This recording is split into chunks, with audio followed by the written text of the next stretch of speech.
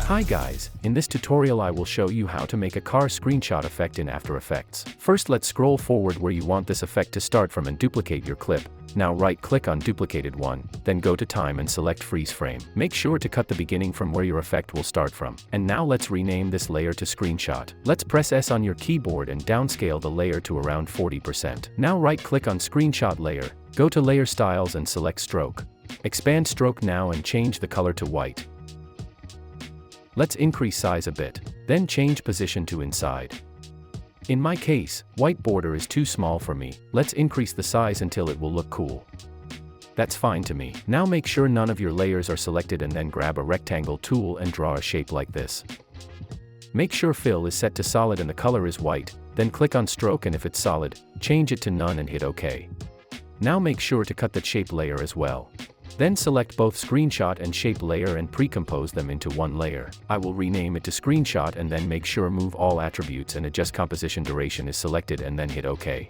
Nice, we have finished with a Polaroid look image and now we can animate it and make a screenshot effect. Make sure to select your main clip and then click on track camera. Once analyzing is done, select some points on the ground. Then right click and select set ground plane and origin. Right click again and select create solid and camera. Now I will move screenshot layer above track solid and then enable 3D on screenshot layer. Press S on your keyboard and scale it a bit, then reposition it and make sure to correct X, Y, and Z rotations. Looks fine to me, but I will scale it a bit more.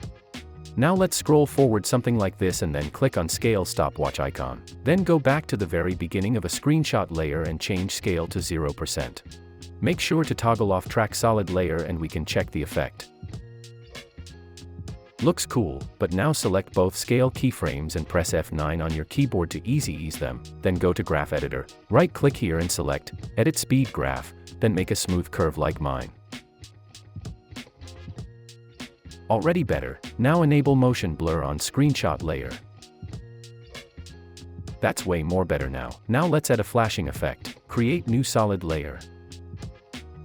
Name it to flash and then make sure its size is the same as your composition. In my case it's 1080 by 1920. Then change color to white and hit OK.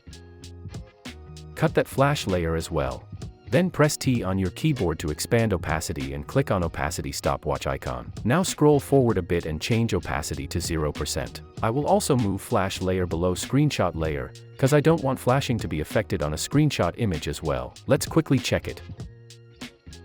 Looks nice to me. Let's add some shakes now. I will skip shakes part because I have made too much shake tutorials. Also I have made 16 unique shake presets that you can get from the link in description. Check how it looks like with my shake presets.